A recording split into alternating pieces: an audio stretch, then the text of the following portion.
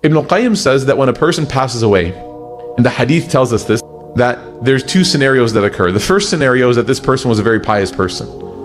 And in that moment, when the angel of death arrives into their vicinity, into their environment, this person was very pious. The angel of death does not show up with the black Moroccan thobe and the giant sickle. No, the angel of death shows up like a handsome, beautiful, just soothing, pleasant individual. And the Hadith says that the room smells like musk.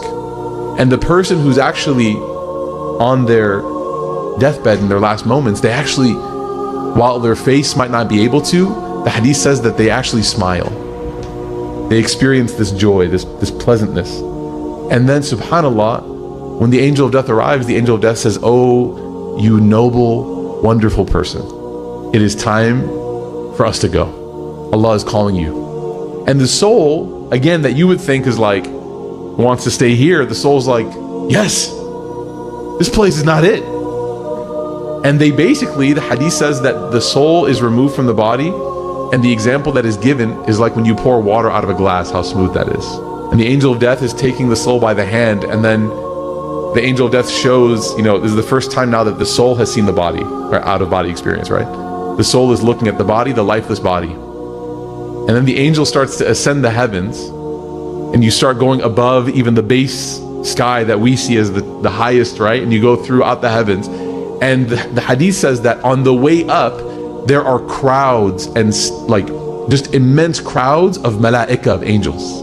And for the righteous soul, for the good soul, the angels are like fangirling over you. Oh my God, is that him? I saw him last Ramadan. He usually prays 2 rak'ah, he prayed 4. Right? He said he was going to finish a mushaf. Miskeen, he barely started, right? But he tried. And they're like singing your praises the entire way up. And all you hear are like people like celebrating your life. Like celebrities, like a person who watched your top 10. And then the angel of death takes you all the way, and Allah Ta'ala gives permission for you to enter into the veranda, the balcony of what will then give you a view into paradise.